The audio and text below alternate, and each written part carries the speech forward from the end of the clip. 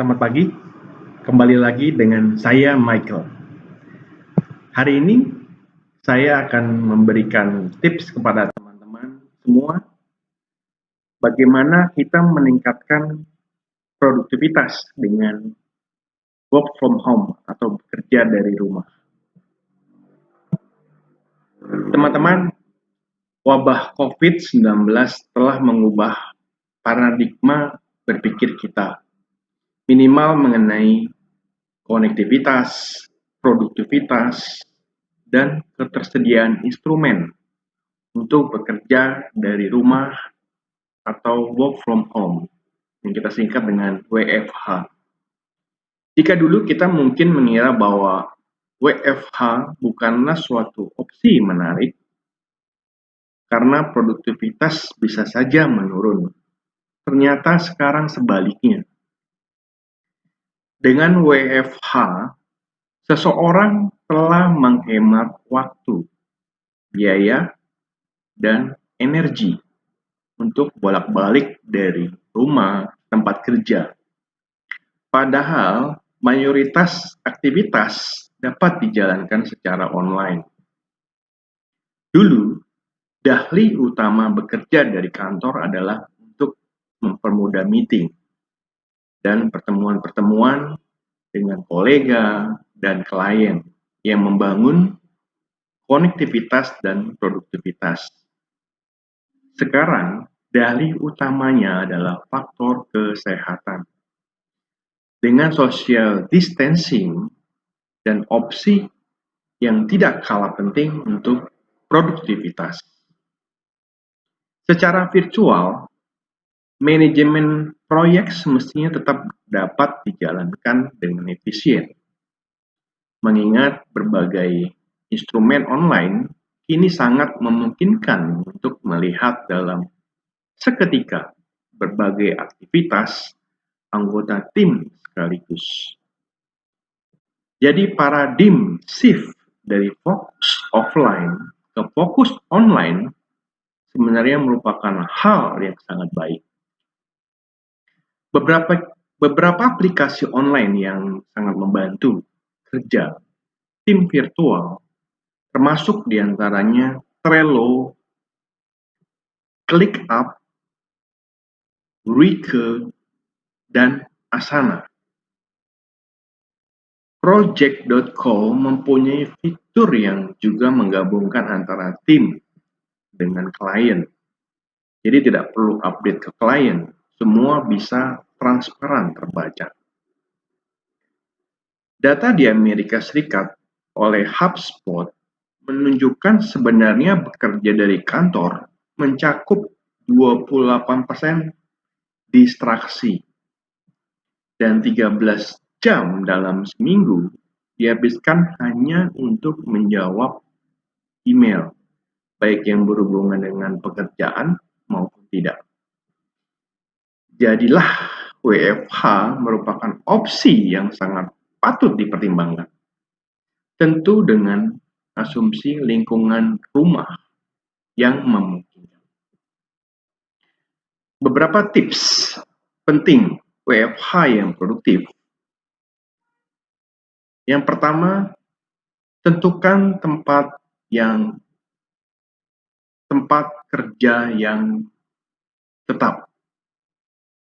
Idealnya ini adalah meja kerja dengan kursi memadai dengan senderan yang relatif ergonomis.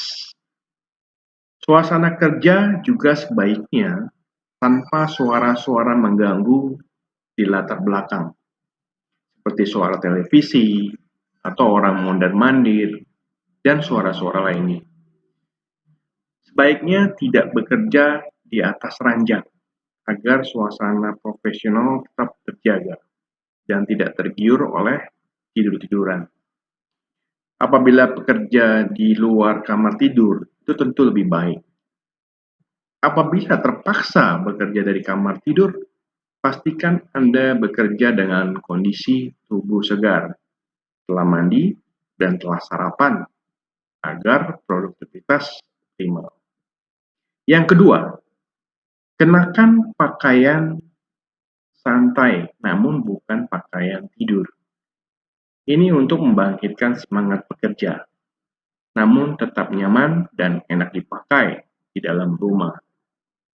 Intinya, WFH mempunyai tantangan, distraksi dari orang lain, lingkungan, maupun kondisi mental dan fisik diri sendiri.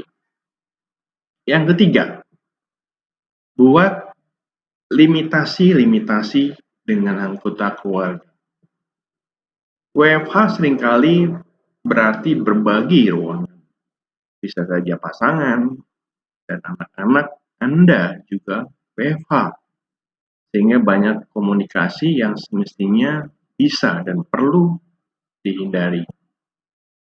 Buatlah batasan bahwa Anda tidak boleh diganggu dari jam sekian hingga jam sekian, kecuali untuk hal-hal emergency.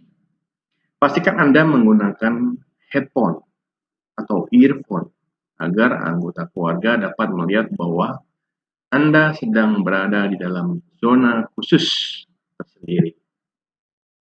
Yang keempat, setiap 90 menit bekerja, istirahatlah 15 menit.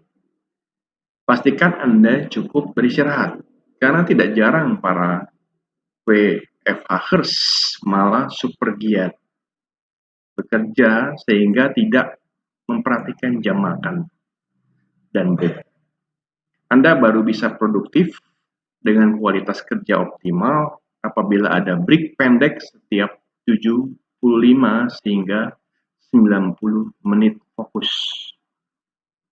Kesehatan mental dan fisik sangat perlu dijaga dalam kondisi pandemi maupun tidak.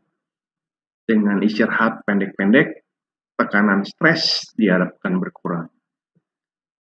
Setiap hari pastikan Anda melakukan self-care secara psikis, seperti meditasi atau doa sesuai agama masing-masing yang menenteramkan hati. Kondisi praktis, kondisi psikis dan spiritual positif akan sangat membantu dalam menghadapi hari-hari penuh tekanan. Yang kelima, tips terakhir dari saya, ketika perlu sprint, gunakan timer Pomodoro. Teknik Pomodoro itu adalah manajemen waktu, di mana satu blok waktu adalah 15 hingga 20 menit. Dalam 1 jam, ada 3 blok waktu. Ada beberapa aplikasi yang dapat diunduh untuk mempermudah penggunaan teknik ini. Sprint mengetik dalam suatu blok Pomodoro ketika mengerjakan laporan, misalnya dapat menghemat cukup banyak waktu. Sebagai penulis, terkadang saya pun menggunakan teknik ini sehingga kecepatan dan ketepatan mengetik dan menuangkan isi kepala dapat lebih terukur.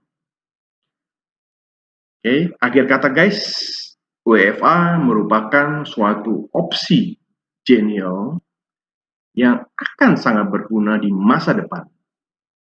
Berbagai masalah dapat diselesaikan dengan WFH, termasuk masalah kemacetan, penyebaran penyakit, produktivitas, dan konektivitas.